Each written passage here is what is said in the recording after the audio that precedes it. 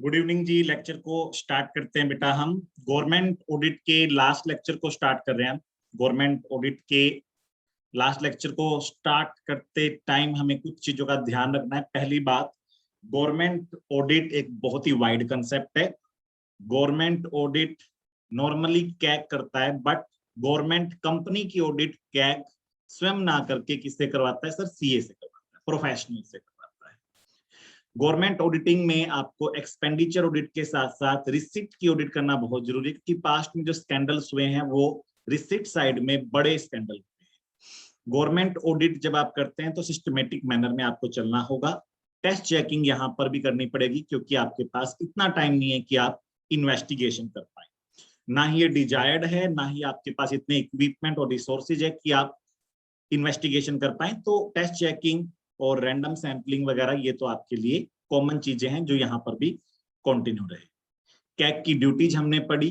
CAG की duties के अंदर हमने डिस्कस किया कि कैग को audit of account of stores and inventory करना होता है, audit of accounts of store and inventory करना होता है, audit of government company and corporation उसकी जिम्मेदारियों में से एक।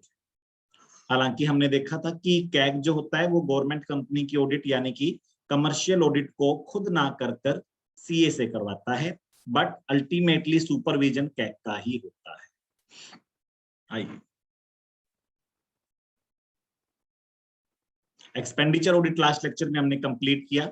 हमने देखा एक्सपेंडिचर ऑडिट में हमें चेक करना होता है कि खर्चे एज पर रूल्स एंड ऑर्डर हो, खर्चे as per constitution of India हो, खर्चे असंवैधानिक ना हो, ऐसी स्कीम में गवर्नमेंट पैसे खर्च ना कर दे जो कि देश के लिए हितकर ना हो।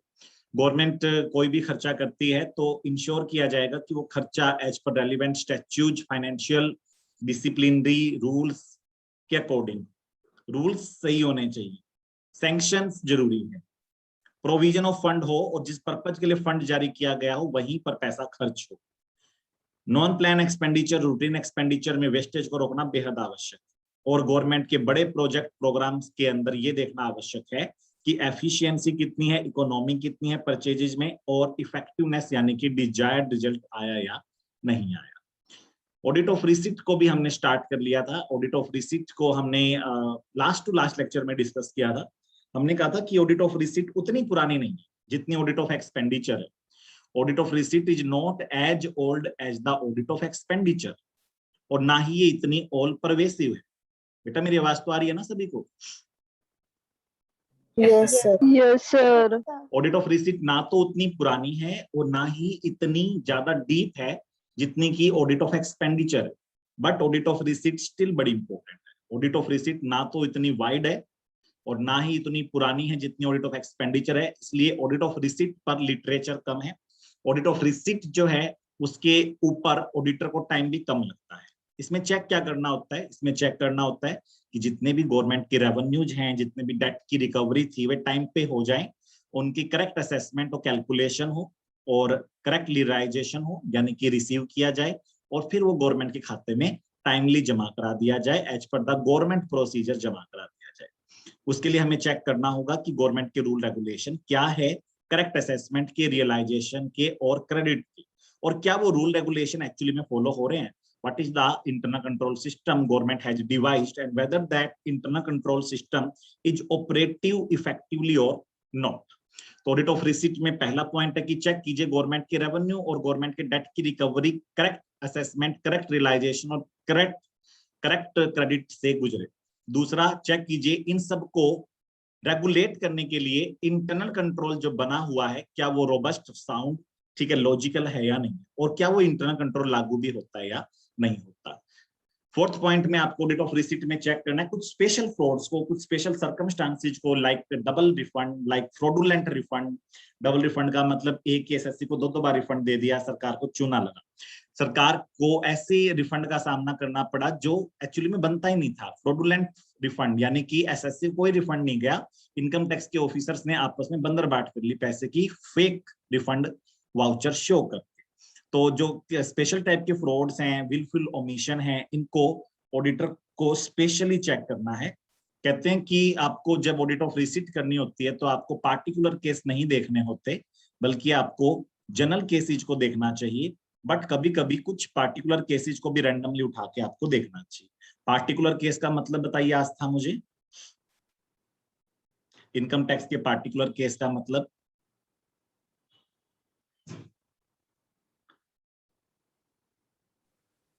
नरेश, हाँ जी, बताए बेटा, इनकम टैक्स के पर्टिकुलर केस का मतलब क्या है? ट्राई करो, कोई ना गलत हो जाएगा। कोई भी पर्टिकुलर चीज उठा के देख लेना। जैसे किसी भी पार्टिकुलर असेसी का केस उठा के देख लिया, जैसे फॉर एग्जांपल किसी कंपनी का इनकम टैक्स असेसमेंट हमारे जो कैग है उन्होंने चेक किया, कैग ने देखा फॉर एग्जांपल किसी भी कंपनी का, आजकल बड़े आरोप लग रहे हैं कि मोदी जी और अंबानी जी साथ मिले हुए हैं, तो अंबानी की किसी कंपनी का इनकम टैक्स असेसमेंट कैग ने उठाकर चेक किया कि कैसे इनकम टैक्स का केस उनका सोल्व किया गया, और उसमें कोई कमियां दिखी तो कैग रिपोर्ट कर। तो वैसे तो कैग को जनरली देखना होता है कि इनकी टैक्स की कलेक्शन की प्रोसीजर्स क्या है। किसी पार्टिकुलर केस पर कैग रिपोर्टिंग नहीं करता, बट क्या किसी पार्टिकुलर केस को रैंडमली उठाना गलत है, या इससे सच्चाई सामने आ सकती है? आस्था, आ सकती है सर सामने। आ सकती है, ठीक है बेटा। तो इसलिए हमें ऑडिट ऑफ रिसीट में पहले 5 पॉइंट के अंदर देखो क्या करना है। सबसे पहले चेक करना है कि करेक्ट असेसमेंट हो, गवर्नमेंट की जितने भी रेवेन्यूज है, गवर्नमेंट की जितनी भी डेट रिकवरी है, करेक्ट रियलाइजेशन और correct credit to the government account. दूसरा, इंटरनल कंट्रोल सिस्टम देखो इन सबको इंश्योर करने के लिए कैसा डिवाइज किया हो। तीसरा, देखो कि वो इंटरनल कंट्रोल सिस्टम इंप्लीमेंट भी होता है या नहीं होता। फोर्थ, स्पेशल केसेस देखो जहां पर फ्रॉड अक्सर पाए जाते हैं, ठीक है, लाइक डबल रिफंड, और कोई भी आपको लगता है कि इसके अंदर गड़बड़ हो सकती है, ये बड़ा मतलब चर्चा में रहता है, मीडिया में भी छाया रहता है, फ्रीक्वेंट जो फ्रॉड्स अक्सर पाए जाते हैं। और इनकम टैक्स वालों की या जीएसटी वालों की, कोई भी रेवेन्यू डिपार्टमेंट की, आप प्रोसीजर को भी चेक करो जनरली। हालांकि कुछ केसेस पार्टिकुलर उठाने से आपको जनरल जो एक प्रोसीजर है वो ज्यादा समझ में आती है। जो जुडिशियल डिसीजन लिए गए किसके द्वारा, टैक्सेशन अथॉरिटी के द्वारा, उनको भी रैंडमली उठा के चेक करना चाहिए। अगर टैक्सेशन अथॉरिटीज के डिसीजन गलत है, for example commissioner of income tax का डिसीजन गलत था और उसको इनकम टैक्स अपीलेट ट्रिब्यूनल ने बदल दिया, इनकम टैक्स अपीलेट ट्रिब्यूनल ने commissioner of income tax appeal का डिसीजन बदल दिया, तो इससे गवर्नमेंट को फायदा हुआ है नुकसान?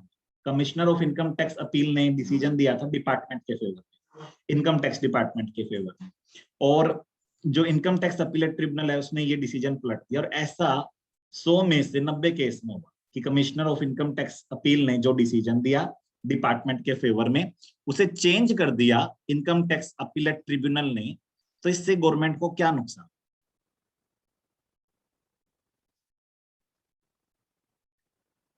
सोच के बताओ, दिमाग लगाओ, कोई भी बच्चा बताओ। असेसमेंट पे दोबारा करनी पड़ेगी सर, हर एसएससी की। और उनकी इमेज डाउन हो जाएगी सर। हाँ, इमेज डाउन, उनके ऊपर डाउट आ जाएगा। इमेज डाउन होती है इससे गवर्नमेंट की, जो गलत डिसीजन है टैक्सेशन अथॉरिटीज के, और इससे ना इनकम टैक्स असेसी हरास होते हैं। जितने वे हरास होंगे उतने वे ज्यादा चोरियां करेंगे, सीधी सी बात है। क्लास में बच्चों को चिढ़ा दोगे तो फिर वो बंदर होते हैं, ठीक है, फिर वो आपको परेशान करने के नए नए बहाने ढूंढेंगे, और एक बार आपने उनका दिल जीत लिया तो फिर आपके लिए वो अपने हो जाएंगे। तो यही बात व्यापारियों के लिए, जितना आप उनको सताओगे उतना ही वो और ज्यादा चोरियों के तरीके ढूंढेंगे। एक और भी नुकसान होता है, मान लीजिए commissioner of income tax appeal ने डिसीजन जो है वो इनकम टैक्स डिपार्टमेंट के फेवर में दिया, और उसके बाद इनकम टैक्स अपीलेट ट्रिब्यूनल ने डिसीजन एसएससी के फेवर में दे दिया, और उसके बाद इनकम टैक्स वालों को पता था गलती हमारी है, वो सुप्रीम कोर्ट में गए। इमेज डाउन होने के साथ साथ क्या अननेसेसरी लिटिगेशन नहीं हुआ? क्या सरकारी खर्चा बर्बाद नहीं हुआ केस लड़ने? सरकारी यस पैसे, सर। ठीक है, ये सरकारी पैसे की भी बर्बादी है। एसएससी की नजरों में एक तो सरकार गंदी बनती है, व्यापारियों को लगता है कि हमें परेशान करने के लिए इनकम टैक्स डिपार्टमेंट खड़ा किया गया है, हमें परेशान करने के लिए जीएसटी डिपार्टमेंट बनाया गया है, जबकि ऐसा नहीं होना चाहिए, ठीक है, एक फ्रेंडली इन्वायरमेंट में काम होना चाहिए।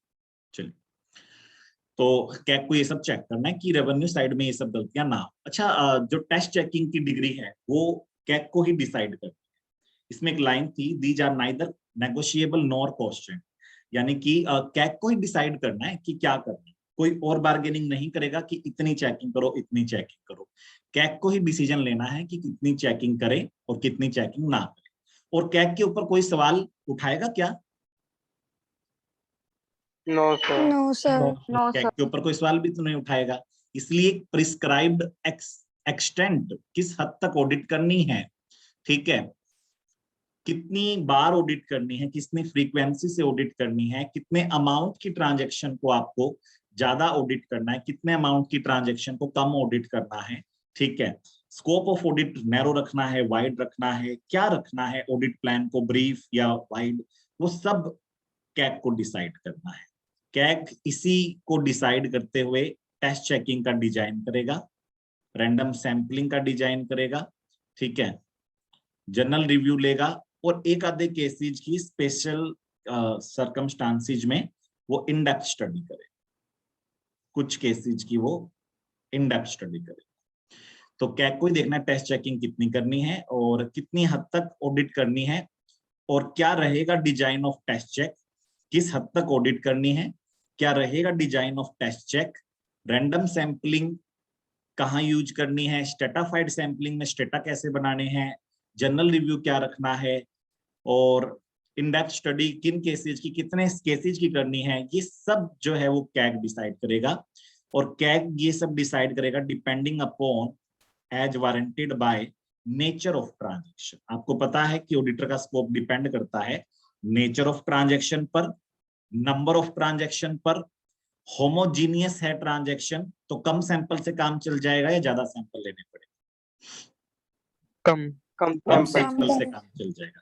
हेट्रोजीनियस पॉपुलेशन है तो ज्यादा सैंपल लेने पड़ेंगे। तो देखना पड़ेगा कि नेचर ऑफ ट्रांजैक्शन क्या है, टोटलिटी ऑफ ट्रांजैक्शन क्या है, कितनी बार हमें चेक करने का मौका मिलता है साल में, ठीक है, और टोटल प्लान ऑफ ऑडिट क्या है, उसको ध्यान में रखते हुए आपको डिग्री ऑफ टेस्ट चेकिंग को डिसाइड करना है। फिर ये कुछ इन्होंने अपनी बातें रखी है, वैसे यहाँ पर ऑडिट ऑफ रिसीट खत्म हो जाती है, ठीक है, फिर भी कुछ बातें इन्होंने रखने की कोशिश की है। कह रहे हैं कि institutional mechanism provide for primary check by the auditor, test check by the supervisor and control and direction by the group leader. कहते हैं कि जो इंस्टीट्यूशनल मैकेनिज्म का मतलब जिस इंस्टीट्यूट की आप ऑडिट कर रहे हो, गवर्नमेंट इंस्टीट्यूट्स, उन गवर्नमेंट इंस्टीट्यूट में जो इंटरनल कंट्रोल का सिस्टम बना हुआ है वो क्या बना हुआ है, उन गवर्नमेंट इंस्टीट्यूट में इंटरनल कंट्रोल का सिस्टम ऐसा बना हुआ है कि जो प्राइमरी चेक है, प्राइमा फेसी चेकिंग, वो इंटरनल ऑडिटर करता है। और इंटरनल ऑडिटर क्योंकि थ्रू आउट द ईयर होता है तो प्राइमरी चेक उसी की जिम्मेदारी है। फर्स्ट चेकिंग, पहला चेक, पहला टिक इंटरनल ऑडिटर का लगता है। फिर सुपरवाइजर्स जो होते हैं वो टेस्ट चेक कर लेते हैं इंटरनल ऑडिटर की ऑडिट के बाद। और फिर ग्रुप लीडर जो होता है वो कंट्रोल और डायरेक्शन देता है। ये इंस्टीट्यूशनल मैकेनिज्म, ये इंटरनल कंट्रोल सिस्टम का मैकेनिज्म है इन गवर्नमेंट इंस्टीट्यूट्स। तो प्राइमरी चेक कहीं पर भी आप किसी भी सरकारी यूनिवर्सिटी में भी जाएंगे, कहीं पर भी सरकारी हॉस्पिटल में जाएंगे तो प्राइमरी चेक इंटरनल ऑडिटर करता है। इंटरनल ऑडिट डेली बेस पे होती है वहां पर, डेली बेस पे, मतलब हर आपको यूनिवर्सिटी में इंटरनल ऑडिट डिपार्टमेंट पक्का मिलेगा। फिर सुपरवाइजर जो होते हैं वो टेस्ट चेक कर लेते हैं इंटरनल ऑडिटर की ऑडिट के बाद के काम। और डायरेक्शन जो ओवरऑल होती है वो ग्रुप लीडर की रहती है। तो एक्चुअली में इंटरनल ऑडिट क्या है, मैनेजमेंट के 5 फंक्शन होते हैं, planning, organizing, staffing, directing, controlling. तो ये मैनेजमेंट का 5वां फंक्शन है इंटरनल कंट्रोल यानी कि कंट्रोल। तो इसलिए ओवरऑल डायरेक्शन कौन देगा, जो भी उस इंस्टीट्यूट का ग्रुप लीडर होगा वो देगा।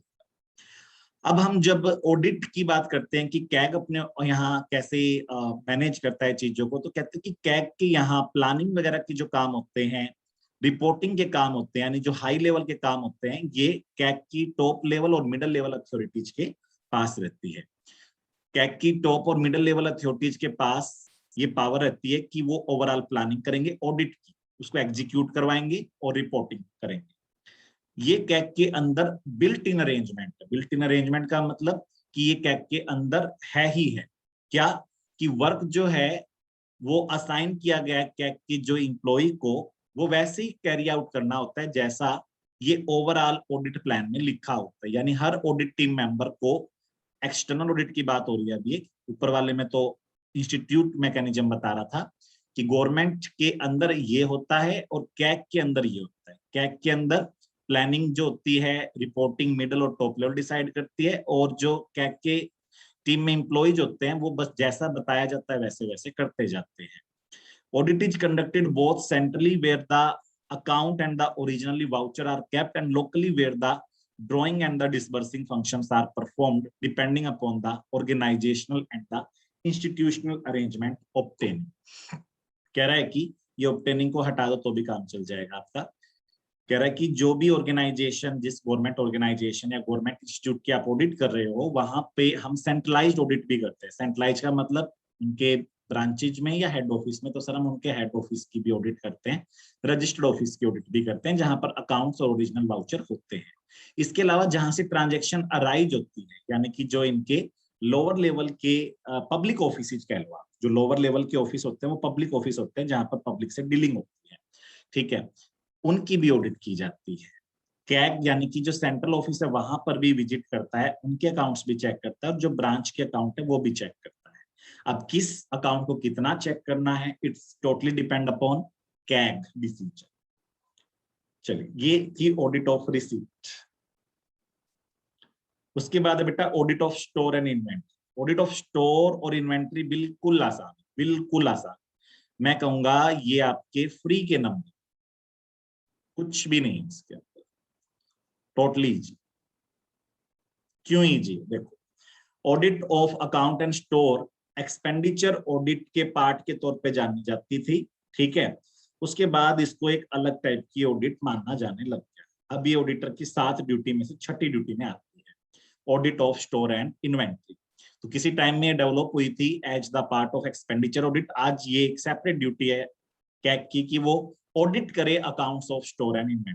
क्या चेक करे ऑडिट के दौरान? वो ऑडिट के दौरान वो चेक करे कि इनका इंटरनल कंट्रोल सिस्टम कैसा है।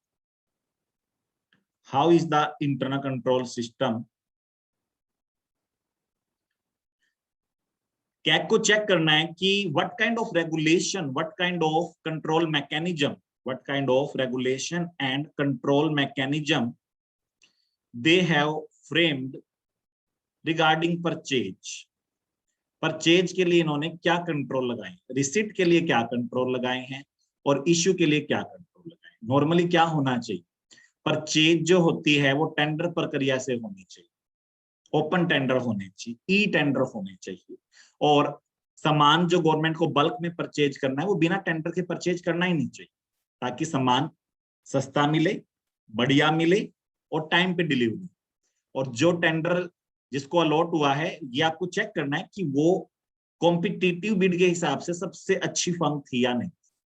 फिर आपको कैग को चेक करना है कि इन्होंने क्या मैकेनिज्म बना रखी है रिसिट के लिए। रिसिट के लिए हमेशा क्या होना चाहिए कि जो भी बंदा गुड्स को रिसीव करे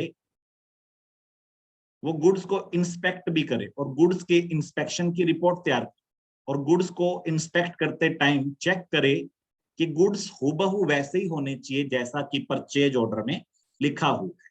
इशू विदाउट रिक्विजिशन स्लिप नहीं होना चाहिए। इसे हम कॉस्ट में पढ़ते हैं। रिक्विजिशन स्लिप का मतलब कि एक इंटरनल डॉक्यूमेंट होता है जो सीरियली नंबर्ड होता है, और ये रिक्विजिशन स्लिप जो है इसके बिना स्टोर से 1 रुपए का भी सामान नहीं निकलना चाहिए। किसके पास कस्टडी है, कस्टडी के क्या रूल है, ताले चाबी के क्या रूल है, कैमराज के क्या रूल है, ठीक है, कितने कैमरा लगे हुए हैं गवर्नमेंट के रूल्स के मुताबिक, सेल्स के क्या रूल है। इन्वेंट्री टेकिंग का मतलब physical stock count, inventory taking का मतलब फिजिकल स्टॉक काउंटिंग कितनी बार होती है, उसके लिए क्या नियम बनाए। तो आपको चेक करने हैं कि गवर्नमेंट के क्या रूल्स और रेगुलेशन है regarding purchase, receipt, issue, custody, sale and physical stock counting, और क्या वो जो इंटरनल कंट्रोल सिस्टम इन्होंने बनाया है वो लागू भी हो रहा है या नहीं, वो लागू हो भी रहा है या नहीं हो रहा। अगर आप इंटरनल कंट्रोल सिस्टम को चेक करते हो कि ये होना चाहिए और फिर देखते हो कि ये है, तो आपको बहुत सारी कमियां पता चली। आपकी ड्यूटी क्या बनती है, इन कमियों को क्या करें, what we should do regarding the deficiency in the system of internal control.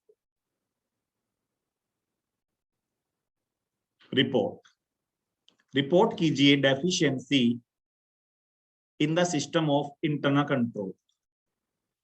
Check कीजिए कि जितने भी परचेजेज हैं वो प्रॉपरली सैंक्शनड हो, यानी कि परचेज जिस बंदे ने की है उसके पास पैसा विड्रॉ करने की पावर हो, उसके पास पैसा खर्च करने की पावर हो, और उसने जो पैसा खर्च किया है वो अपने सीनियर से सैंक्शन लेके खर्च किया है।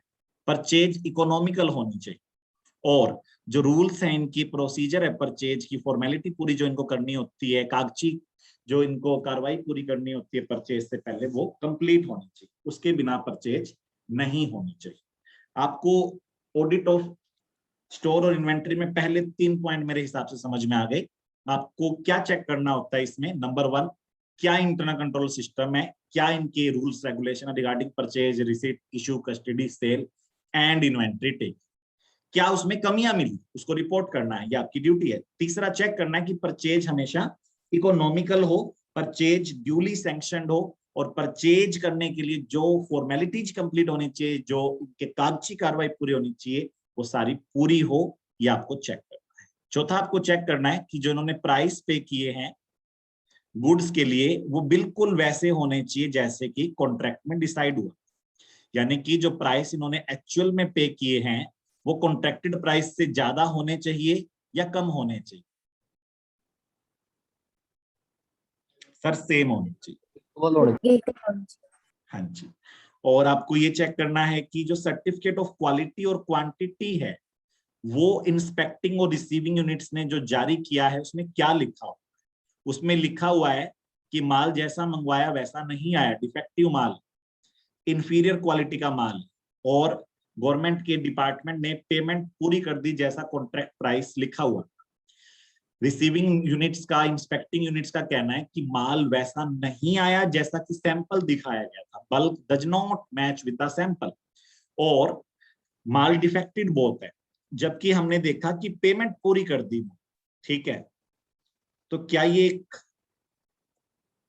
क्वेश्चन अराइज करता है, क्या ये गवर्नमेंट के ऑफिसर्स की नीयत पर सवाल खड़े करता है? Yes sir. Yes sir. क्या क्या क्या सवाल खड़े करता है? हो सकता है इन्होंने सर- कोई रुपए वगैरह खा लियो बीच में।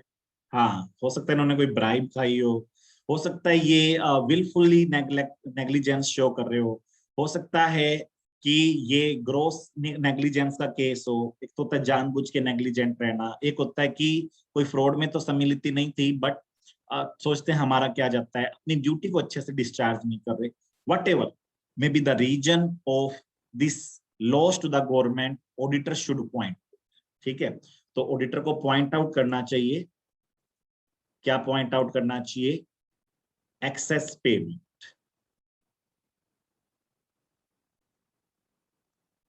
and the region thereof, responsible person for this। इसके अलावा आपको अकाउंट्स चेक करने हैं। अकाउंट्स चेक करने हैं आपको रिसिप्ट के, इशू के और बैलेंस के। आपने परपेचुअल इन्वेंट्री सिस्टम मेरे हिसाब से जरूर देखा होगा। तो जो परपेचुअल इन्वेंट्री सिस्टम होता है, आपने इन्वेंट्री अकाउंटिंग वाले चैप्टर में देखा होगा, ये सीए फाउंडेशन में। परपेचुअल इन्वेंट्री सिस्टम में क्या होता है, इतना क्वांटिटी सामान इस रेट का, ठीक है, इस तारीख को आया, 10 यूनिट माल, ठीक है, 10 रुपए का इस तारीख को आया, ठीक है, इतना माल पहले से पड़ा था, इतना माल इशू हुआ। ऐसे हम ना कॉलम्स बना लेते हैं, वेरियस इशू, रिसीट, और फिर डेली का स्टॉक निकलता रहता है या हर इशू के बाद स्टॉक निकलता रहता है। तो आपको चेक करना है कि इन्वेंट्री का बैलेंस कितना बचा। इन्वेंट्री का बहुत बड़ा बैलेंस बचा होना क्या नुकसान क्रिएट कर सकता है? इन्वेंट्री का सर बहुत, अननेसेसरी कैपिटल जो है वो ब्लॉक हो रखी है।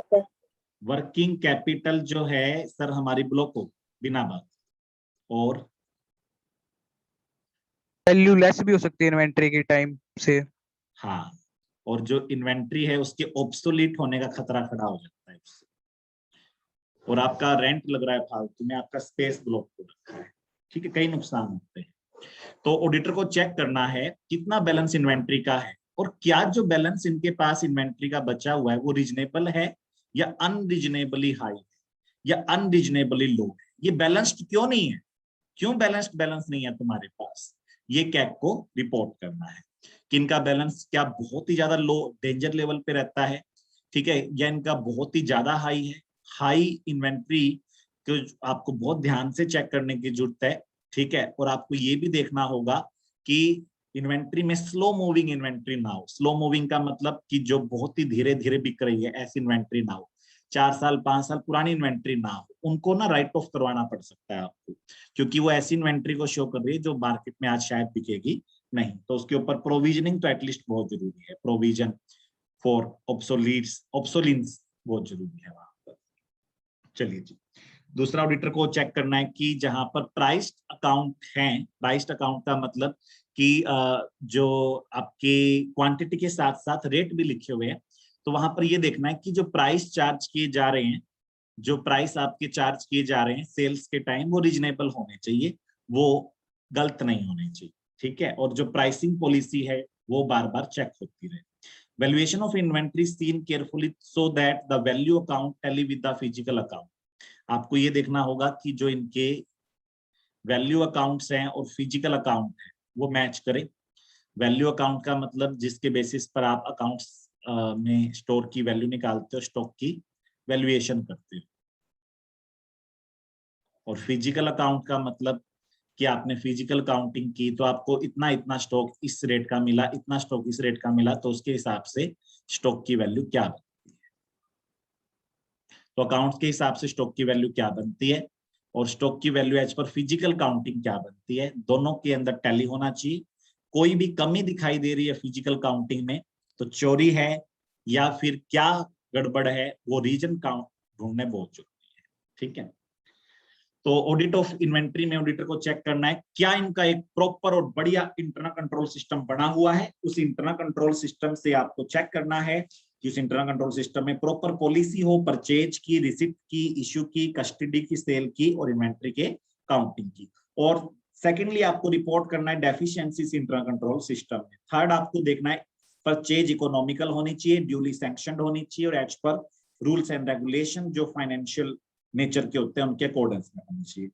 फोर्थ आपको चेक करना है कि जो इन्होंने प्राइस पे किया है फॉर द इन्वेंट्री वो हाई नहीं होना चाहिए, वो रीजनेबल होना चाहिए, एज पर कॉन्ट्रैक्ट होना चाहिए। और जहां पर कॉन्ट्रैक्ट के मुताबिक क्वालिटी नहीं आई तो प्राइस कॉन्ट्रैक्ट वाला नहीं पे किया जाना चाहिए, उसमें कट लगना बहुत जरूरी है।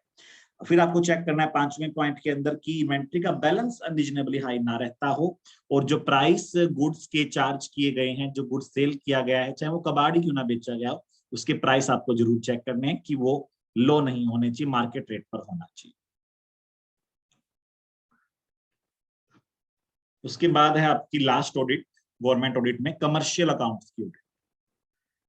कमर्शियल अकाउंट्स की ऑडिट, कमर्शियल अकाउंट की ऑडिट को इन्होंने 3 हिस्सों में बांटा है। कह रहे हैं कि पब्लिक एंटरप्राइज जो है उसको हम 3 हिस्सों में बांट देते हैं, डिपार्टमेंटल एंटरप्राइज, एक statutory bodies and the corporation created by specific statutes mostly financed by government in form of loan, grant, etc.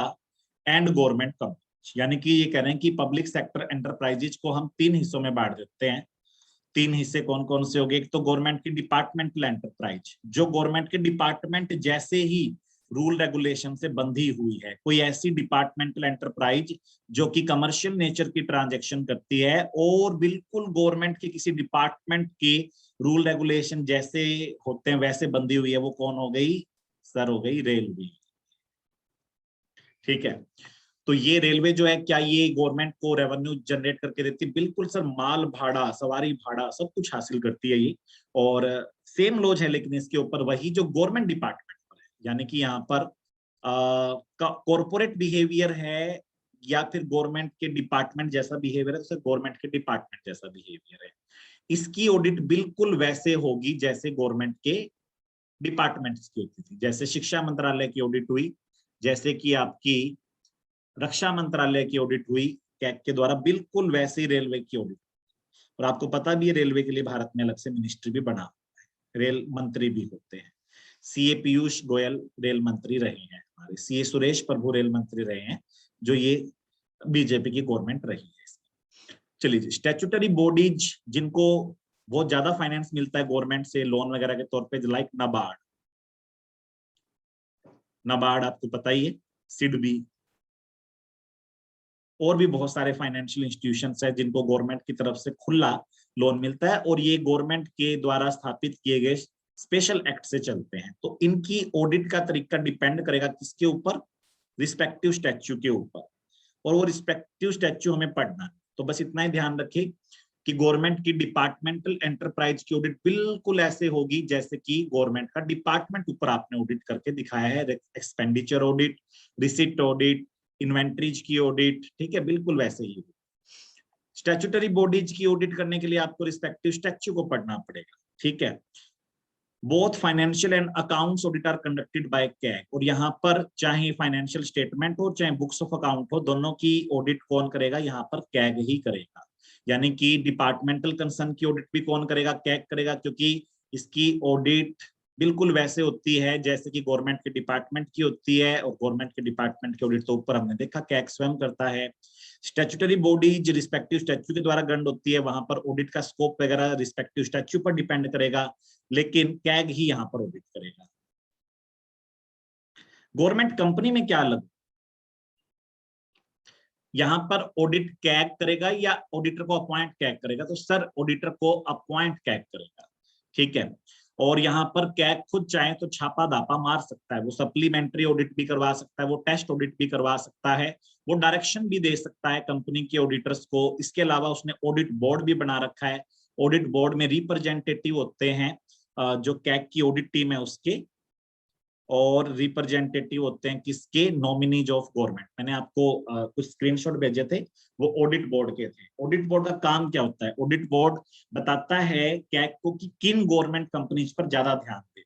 Audit जो एडवाइजरी बोर्ड है वो कैग को गाइड करता है कि कैग आप इन गवर्नमेंट कंपनीज की ऑडिट को थोड़ा बहुत स्वयं भी करके देखें, क्योंकि इन गवर्नमेंट कंपनीज में बहुत मोटा स्टेक गवर्नमेंट का इन्वॉल्व है, जैसे कोल इंडिया लिमिटेड, ठीक है, जैसे steel authority of India limited, ये गवर्नमेंट की ऐसी कंपनी है जिनमें भारी भरकम पैसा है, स्टेट बैंक ऑफ इंडिया, ठीक है।